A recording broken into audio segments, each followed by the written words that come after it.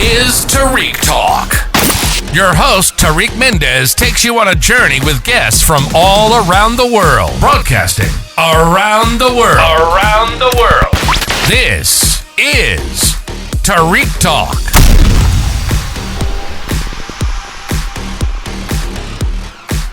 All right, guys, today I'm here with Christine Romanow. How are you, Christine? I'm great.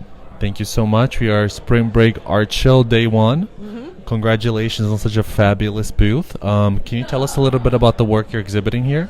So everything that I create is based on infinity, and the circle is the ultimate expression of infinity. Not that we'll ever experience it as humans. But I work with rotational symmetry and sacred geometry. So each of these pieces starts from a very similar drawing. Sometimes it ends up being a wood sculpture, sometimes it's ceramic, sometimes it's 3D printed. So I'm working with a lot of different materials and a lot of different techniques. And I have to say I love the amount of color and amount of the medium that you use. It's such an attention grabbing. Can you tell us about your creative process? What is it like for you? Like, how do ideas come to you? I read a lot of cosmology, physics. I'm a big fan of Roger Penrose. Oh, wow. I love his theory of the cyclical universe. There's one big bang that flows into the next, that flows into the next. Yeah. I think it mimics life. You know, you have cycles. Yeah. And things come and go and ebb and flow. Yeah. Again, it's kind of infinite, you know. It's kind of a comfort for me. Yeah. My mom died last year. Oh, I'm sorry.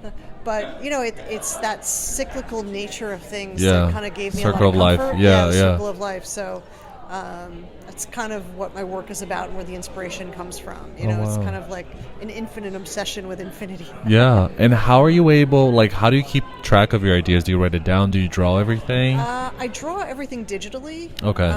And then I have like a folder on my computer, which is lots and lots and lots of digital drawings. Yeah. And sometimes I come up with a new one, or I go back to old ones and, refresh the idea. Sometimes I draw something digitally, and I don't know how it's going to manifest, in the actual world. A lot of people are trying to get their art to look like the world. I'm trying to get to create a portal almost, it seems. Exactly. I kind of work in reverse. Yeah. I create something digitally and then have to kind of manifest it in the real world where people kind of make a drawing and then, you know what I mean? It's kind of, I'm working opposite. But I love that. Yeah. And do you have any like studio rituals? Like when you get to the studio, are you able to sit down and get to work right away? Do you have to have a coffee, read the newspaper, meditate? Well, it's important to have lunch with my mates. Yes. So I'm at Manufacturers Village in East Orange. Okay. So it's a studio complex. It was built in the 1880s, so the original Johnson & Johnson factory. Oh, wow. We just recently formed a nonprofit, but there's about 65 artists. That's amazing. So on my floor, there's about 8 of us. So every day we sit down, we have lunch. Oh, wow, that's there, so cool, you know yeah. what I mean? So we have lunch, we talk about the art of the day or politics or whatever. Yeah. We have like a great lunch. It's great to have those people around to kind of bring into your studio Yeah. you practice so intimately. When you're veering off, they're like, hey, come That's back, so cool. or that's good, or, I think it pushes your practice forward so much more to have other artists around you. Yeah, that was actually going to be my next question. Do you find that like helpful for your practice? Absolutely. I tried out laser cutting steel. Yeah. Right. So I went over to this other artist in the other building, Tom Nussbaum, who does a lot of public art, and he does a lot of steel. I was like, Tom, what do I do with this? He's like, oh, you got to grind that down. Here, here's how you do it. Yeah. The ceramics, for example. There's another artist on my floor, Ruth Borgenite, who's like a master ceramicist, and she was like, "Oh, I'll teach you how to do it." Oh, that's amazing. So it's like fame school, but for the art. Yeah, literally for the artists, right? Yeah, exactly. So I wouldn't be where I am right now if it wasn't for my fellow artists. That's amazing. I have to say, I love how your personal style translates to your art and vice versa. Because normally, sometimes it's so diverse or like separate or different. It's really cool. It's like you're an extension of your artwork in a way. And I'm so fascinated by your work and your story. I totally forgot to ask you about your Instagram. Can you share your Instagram, please? It's CS Romanow. Okay, perfect. So everybody listening, please check out her work. It's amazing. And do you have anything coming up after spring break? Yes, there is a big open studio event at Manufacturers Village. There'll be 65 artists. Awesome. When is that? It's October 19th and 20th. October 19th. Weekend from 12 to 5. 12 to 5. And do you want to share your studio number, whoever's listening? Yes, I'm in Building 1. Building on the 1? second floor. And that's in East Orange. East Orange, That's in New Jersey? Yes. Okay, just checking. Yeah, that's New very Jersey. cool. I'll definitely try to make it if I'm in the East Coast then. Yeah. But yeah, thank you so much for being on the podcast today. It's been a pleasure. Please you for follow the her. interview. It was Of great course. meeting you. It was a pleasure meeting you. Look out for all the cool stuff she's being a part of, and thanks again, Christine. Thank you for listening to Tarik Talk. Follow Tarik Talk on all social media channels and check out the video interviews online.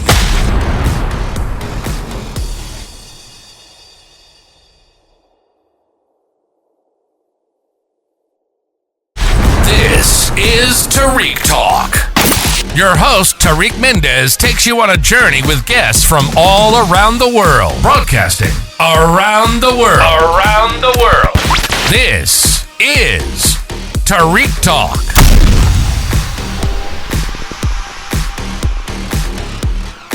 All right, guys. Today I'm here at Spring Break Art Show with Sarah Angel Wilson. Did I get it right? You got it right, Thank you yes. so much. Do you mind? How are you today, Sarah? I'm good. I'm sort of ramping up, readying my social skills to be able to talk to lots and lots of people. Oh my gosh, I'm sure you're going to do amazing because this is a wonderful booth. I love it so much already. Thank you. And I have to say your business cards are so cool. I'm going to share them on Instagram. Oh, thanks so much. I just cut them all out by hand this morning. So. Oh, wow. Do you mind sharing your Instagram so people can check your work as they listen to your episode? Yeah, for sure. So it's Sarah Angel Wilson. And Angel is spelled Angle, and it's Sarah with an H. Love that. Would you mind telling us a little bit about the booth you have here? Yeah, for sure. So this is my second year participating in Spring Break. Last year I sort of had a room, so obviously Spring Break is an office building, and then artists take over one floor of it. So last year I had sort of an office meeting room, and this year I'm part of the Artist Spotlight section, which is just directly across from all of the sectioned off rooms. So I sort of learned that I was not going to be having walls, which for me, all of my work is wall hanging sculpture. Yeah. So obviously that was, a little bit of a panic moment. So basically I spent the last week just covering insulation foam boards and drywall putty. Amazing job. I couldn't tell this was a foam board. Oh, thanks. That's really cool. Yeah, so actually all of my work is carved out of insulation foam. Oh, wow. So everything here is very light because I'm trying to make my life a little bit easier. Yeah, and that's also great for shipping too. Yes, exactly. Wow. Yeah, so it's carved out of insulation foam, and then on top of it is a 2-part epoxy clay. So not only is it super light, but it's also impact resistant as well. Durable, yeah. Oh my gosh. I'm sure all the galleries and curators, you're like the dream artist that has everything thought of. Can we talk about your creative process? How do ideas come to you? Yeah, for sure. So I'm originally from Canada. Okay, nice. So nature is a huge part of my inspiration. Yeah. Also, living in America compared to Canada, everything just seems a little bit more extreme for some reason. Yeah. Lately, things have felt very extreme. So I really only started doing art recently, during the pandemic, sort of. Yeah. I was a graphic designer for many years. Oh, nice. And then I thought, my God, do I want to die in a pandemic in New York City as a graphic designer? Yeah. No, I don't. So I sort of started doing this, and I think that catalyst of are we all going to die is something that I think about often, and I think it still resonates with a lot of people that we sort of lived through something so significant. Oh wow, I love that. And I have to say, I love how your personal style transfers to your work. Your eye makeup looks so cool. Oh, thanks. And it's the carpet, the reflection back onto you almost. It's the art never ends. Art imitates life in a way. I love that. And how did you what was the inspiration for this booth? Was it based on the wall part, or you had are these all new work or existing work that you had? Yeah, so the inspiration was, so I guess I should describe what we're looking at. I've got let's see, 1, 2, 3, 4, 5 sort of boards of what look almost like concrete. I'm sort of calling it a post-apocalyptic Stonehenge. Love that. Post-apocalyptic Stonehenge. Yeah. So I'm sort of thinking it almost as a cathedral, or what's left. I'm sort of thinking a lot about if we do get taken out, which is why the name of the show is Mother Nature's Bitch, because we all are. We live and breathe per her, you know, allowing us to continue. The HBIC, Mother Nature, right? So, it's just about, if we are all wiped out, what do we leave behind, and what do people think is most important to us? Yeah. What, you know, cultures previously, it's like, oh, they worship cats or they worship the sun, and it's like we only think that because of what has managed to survive and what's been left behind. So for us, like, what does that look like? What fills our vaults? What's the most important thing to us? Yeah. You know? I love that. And how do ideas come to you? Is it like in the daytime, nighttime? I mean, gosh, I would say that I'm definitely a night person. I'm trying to be better about, you know, making the most of my day. But I think that also goes back to the pandemic too. It's like, for me, the feeling of no expectations and no obligations is like a really freeing. It was like creative freedom. Totally, exactly. Right? So I feel like I work best when I know everyone else is not working. Yeah. So it makes me feel a little bit better. So yeah, I'm definitely sort of a night owl, I suppose. Yeah. Oh, I love that. And do you have any studio like rituals? Like when you get to the studio, you're able to like close the door, get to work right away, or do you have to have like a coffee, meditate, read the newspaper, or something like that? I'm definitely a coffee person. I try to do that. I meditate. I would love to be that to be able to do it, right? You know, I know. I'm not like I'm not. I, you know, it's just not me. But I guess it's sort of.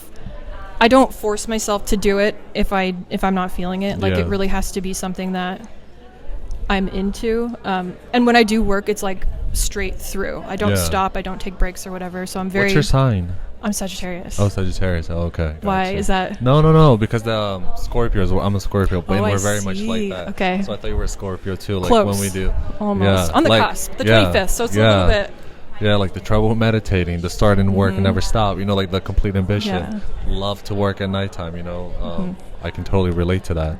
And can you tell us about like what you're working on it like until the end of the year? Do you have anything coming up after this? Yeah. So obviously the floral and fauna is kind of like a major theme of mine. Yeah. So I'm working right now on. I'm actually trying to work smaller, a little bit smaller, because you know. Really, because this is a great size. Yeah, it's not bad, but is it's this like a one shape, or are you able to? Are they like attached pieces? The work you're showing. You mean like to the walls? Yeah. Yeah. So the walls are not part of it; they're just for the installation. No, like I mean, this is like a whole one piece, or are they like pieces that come together? Oh, good question. Yeah. So the larger ones are split into two pieces. Oh, nice. Just so I don't drive myself. Yeah, I was about to say. I was like, wow. It's a lesson that I had to learn by slowly going crazy. Yeah. So yeah, these two are two pieces. Oh, nice. And then the large one, which is titled Wet, is the top.